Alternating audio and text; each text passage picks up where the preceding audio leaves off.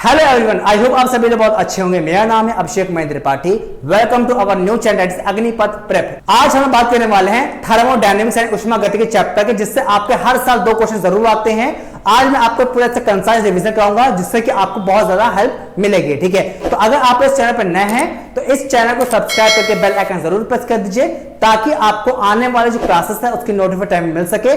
और कोई भी सजेशन है, कोई भी अगर आपके मन में डाउट आता है तो आप अपना डाउट कमेंट सेक्शन में जरूर बताइएगा, उसका रिप्लाई हम लोग जरूर करेंगे। ठीक है, चलिए स्टार्ट करते हैं अपने वीडियो को। यहां पर जो आपका पहला जो आपका टॉपिक है वो है आपका थर्मल कांटेक्ट। थर्मल कांटेक्ट क्या, देखिए याद रखिएगा, जब दो बॉडी क्या होता है, जब दो बॉडी यहां पे जैसे लिखा हुआ आपको कि जब दो बॉडी आपस में दूसरे क्या होते हैं, कांटेक्ट में होती है। जब क्या होता है, आपकी दो बॉडी एक दूसरे के कांटेक्ट में होती है, उस केस में वहां पे क्या होता है, हमेशा हीट का ट्रांसफर होता है। हीट का ट्रांसफर कब होता है? High temperature to low temperature. मतलब एक बॉडी जो होती है, अगर आपके हाई टेम्परेचर मतलब उच्च तापमान में हो और एक बॉडी निम्न तापमान यानी लो टेम्परेचर पे होगी, तो हीट क्या होगी, हमेशा हाई टेम्परेचर से लो टेम्परेचर मतलब कि उच्च तापमान से निम्न तापमान की तरफ फ्लो करेगी। इसी को हम क्या बोलते हैं, थर्मल इक्विलिब्रियम बोलते हैं। और ये यहाँ पर क्या होता है, थर्मल कांटेक्ट होता है। ठीक है, तो थर्मल कांटेक्ट में क्या होता है, एनर्जी का एक्सचेंज। क्या लिखा हुआ है, एनर्जी का एक्सचेंज होता है किसके बीच में, टू ऑब्जेक्ट्स के बीच में। क्या होगा आपका, दो ऑब्जेक्ट्स के बीच में एनर्जी का एक्सचेंज होगा। ठीक है, आई होप चीज क्लियर हो गई होगी। अब बात करें थर्मल इक्विलिब्रियम की। थर्मल इक्विलिब्रियम जिसको बोलते हैं हम लोग कि तापीय साम्यावस्था। क्या होता है यहां पर, देखिए जब दो बॉडीज का टेम्परेचर सेम होता है, मतलब जब आपकी दो वस्तुएं जो हैं वो समान तापमान पे होती है, उसे हम क्या बोलते हैं, थर्मल इक्विलिब्रियम बोलते हैं। ठीक है, जैसे मान लीजिए आपने किसी बॉडी को छुआ, ठीक है, किसी बॉडी को टच किया। जब आप किसी बॉडी को टच करने में क्या होगा, अगर मान लीजिए वो बॉडी क्या है, ठंडी है, तो क्या होगा, आपकी बॉडी की जो हीट है वो कहां होगी, वो उस बॉडी में ट्रांसफर होना स्टार्ट हो जाएगी। और ये तब तक चलता रहेगा जब तक कि उस बॉडी का टेम्परेचर और आपकी बॉडी का टेम्परेचर इक्वल ना हो जाए। तो ये हीट का जो एक्सचेंज है, उष्मा का जो स्थानांतरण है, वो तब तक होता रहता है जब तक कि दोनों बॉडी का टेम्परेचर सेम नहीं हो जाता। इसी को हम क्या बोलते हैं, थर्मल इक्विलिब्रियम बोलते हैं। क्या बोलते हैं इसको, थर्मल इक्विलिब्रियम। आई होप यहां तक क्लियर हो जाएगा। थर्मल इक्विलिब्रियम यहां पे देख लीजिए, इसको यहां पे लिखा हुआ है नो एक्सचेंज ऑफ एनर्जी। याद रखिएगा, थर्मल इक्विलिब्रियम में कोई भी एनर्जी का एक्सचेंज नहीं होता है। ठीक है, क्लियर हो गया। चलिए बात करते हैं नेक्स्ट पॉइंट की। अब यहां पे बहुत इंपॉर्टेंट चीज लिखा हुआ है, लॉ ऑफ इक्विलिब्रियम। यहां पे देखिए आपके कुछ लॉ होते हैं जो आपके थर्मोडायनेमिक्स यानी उष्मागतिकी में यूज होते हैं। पहला क्या है आपका, जीरोथ लॉ ऑफ थर्मोडायनेमिक्स। क्या लिखा हुआ आपका, जीरोथ लॉ ऑफ थर्मोडायनेमिक्स है। देख क्या होता है, देखिए बहुत सिंपल। मान लीजिए आपके पास 3 बॉडी है, ए बी और सी। क्या है, आपकी 3 बॉडी है, ए बी और सी। मान लीजिए देखिए यहां पर एक बॉडी यहां पे लिख लीजिए, आपकी बॉडी ए है, दूसरी बॉडी है बी और तीसरी बॉडी है सी। 3 बॉडी दिख रही है, कौन कौन से, ए बी और सी, 3 बॉडी है। अब मान लीजिए ए और बी जो है वो क्या है आपस में, थर्मल इक्विलिब्रियम में। क्या है, ए और बी जो है वो क्या है आपस में, थर्मल इक्विलिब्रियम में है। मतलब कि दोनों का टेम्परेचर क्या है, सेम है। और बी और सी ये भी क्या है, ये भी आप भी क्या है, थर्मल इक्विलिब्रियम में है, मतलब साम्यावस्था में है। तो ए और सी भी जो है वो भी क्या होंगी, वो भी आपकी थर्मल इक्विलिब्रियम में ही होंगी। तो ये आपका जो कॉन्सेप्ट है इसको बोलते हैं जीरोथ लॉ ऑफ थर्मोडायनेमिक्स। और एक बहुत ही इंपॉर्टेंट क्वेश्चन आपका आता है कि जीरोथ लॉ ऑफ थर्मोडायनेमिक्स किस कॉन्सेप्ट के ऊपर बेस्ड है। ये बहुत इंपॉर्टेंट क्वेश्चन है, याद रखिएगा कि जीरोथ लॉ ऑफ थर्मोडायनेमिक्स आपका कॉन्सेप्ट ऑफ टेम्परेचर को एक्सप्लेन करता है। किसको करता है, कॉन्सेप्ट ऑफ टेम्परेचर को एक्सप्लेन करता है। ये पॉइंट आप जरूर नोट डाउन कर लीजिएगा। ठीक है, बात करते हैं यहां पे नेक्स्ट पॉइंट की। क्या है, अब टेम्परेचर क्या होता है। ठीक है, अब आपको जो नेक्स्ट पॉइंट है वो क्या है कि आपको टेम्परेचर क्या होता है। देखिए बहुत सिंपल है, टेम्परेचर क्या होता है आपका, डिग्री ऑफ हॉटनेस और कोल्डनेस होता है। क्या होता है आपका, डिग्री ऑफ हॉटनेस और कोल्डनेस। जैसे आप देख पा रहे हैं, मान लीजिए कि मान लीजिए आपके 2 बॉडी हैं। ठीक है, अब दोनों बॉडीज जो हैं, एक बॉडी आप गर्म है या एक बॉडी आपकी ठंडी है, तो कितने हद तक, कितने डिग्री तक बॉडी गर्म है या ठंडी है, इससे हम लोग क्या बोलते हैं, टेम्परेचर बोलते हैं। ठीक है, तो आपको टेम्परेचर, आपको डेफिनेशन इतनी याद रखनी है कि टेम्परेचर में क्या होता है कि आप लोग किसी बॉडी की डिग्री ऑफ हॉटनेस और कोल्डनेस को नापते हैं कि कोई बॉडी कितनी ठंडी या कितनी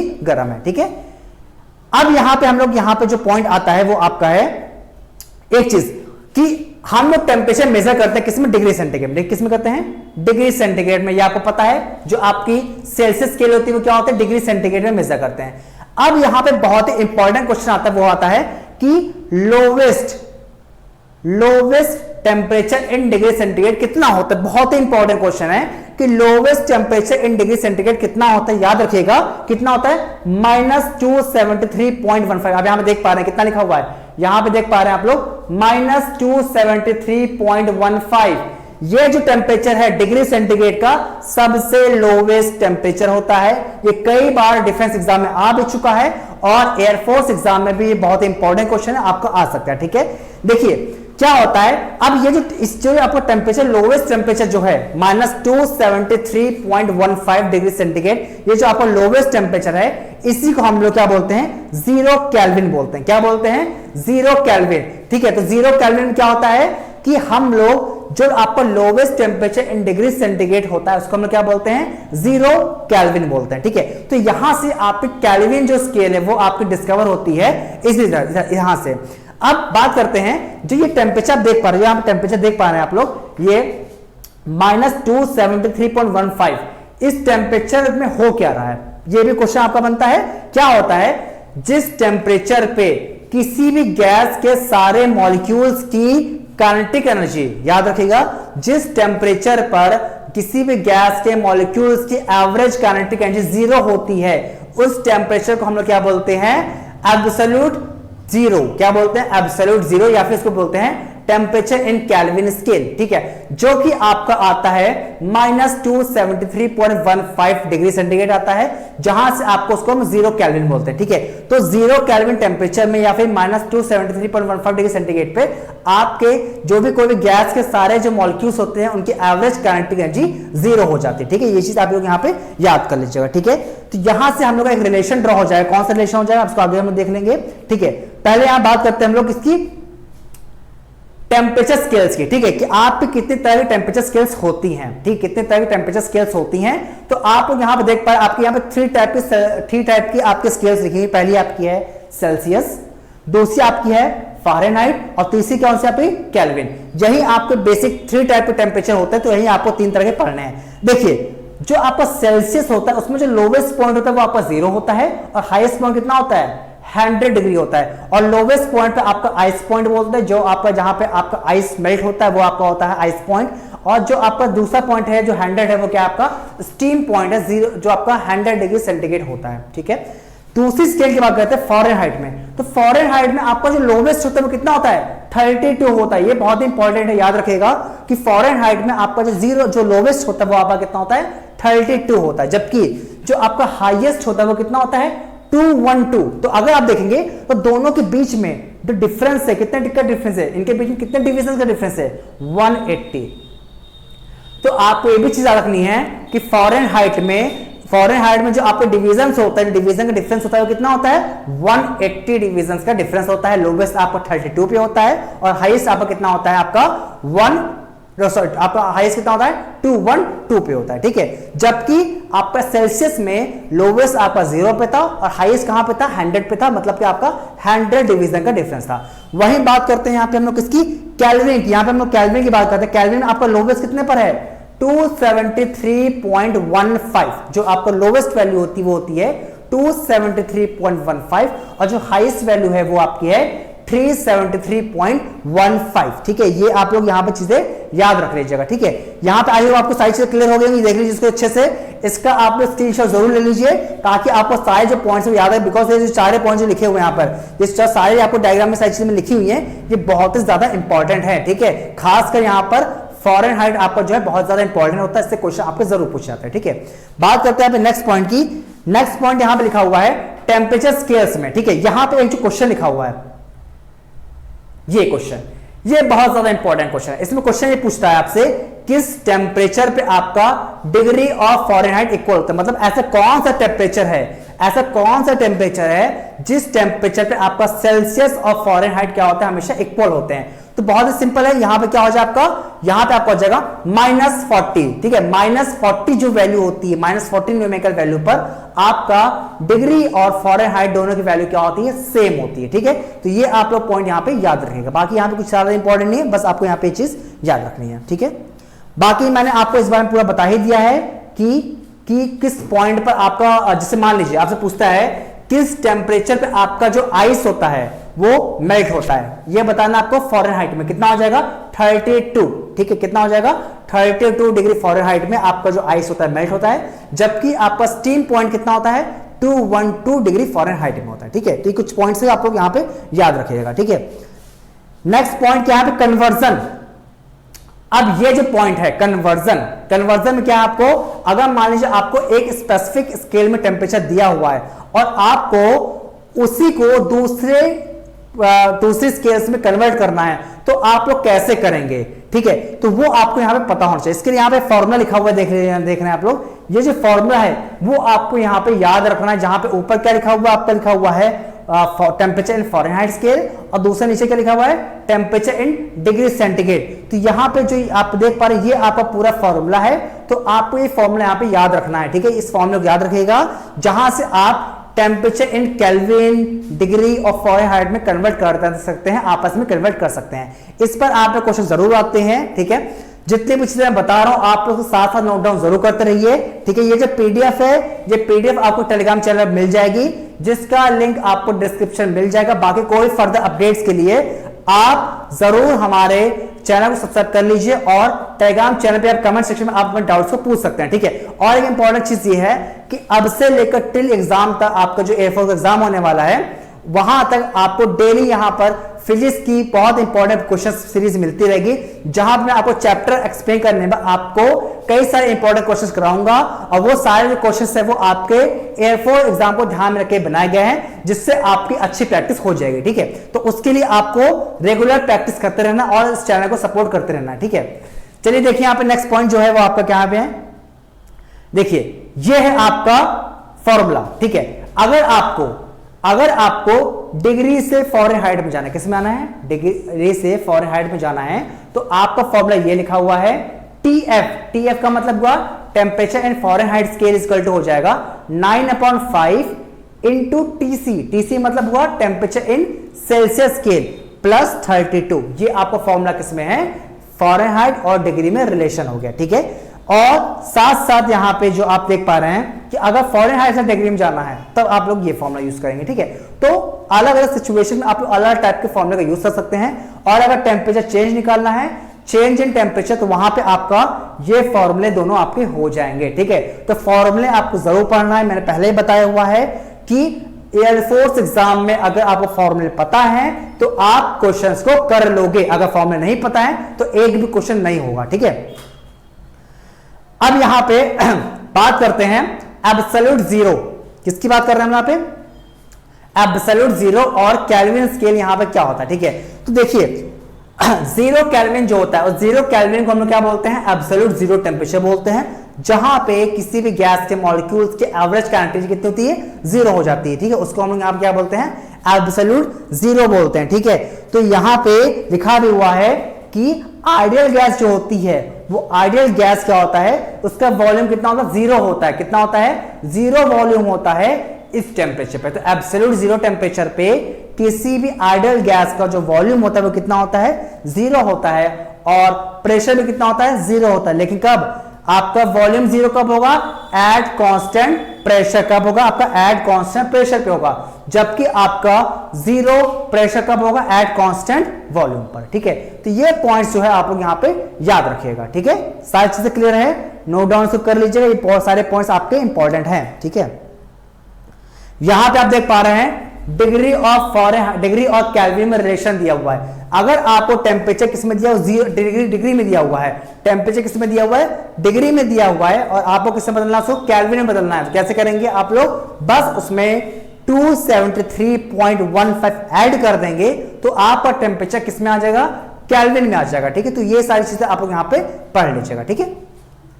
और एक चीज बहुत इंपॉर्टेंट है, यहां पे ये देखिए ये क्या लिखा हुआ है, यहां पे चीज लिखी हुई है कि change in temperature in kelvin scale और change in temperature in degree Celsius हमेशा इक्वल होता है, ठीक है। अगर आपको change in temperature in degree में यूज कर रहे हैं और change in temperature in kelvin में यूज कर रहे हैं, तो वो हमेशा क्या होगा, आपका इक्वल होगा। तो ये जो पॉइंट है वो आप लोग याद रखिएगा कि टेम्परेचर का इन केल्विन और टेम्परेचर इन सेल्सियस का जो चेंज होता है वो हमेशा क्या होता है, इक्वल होता है, ठीक है।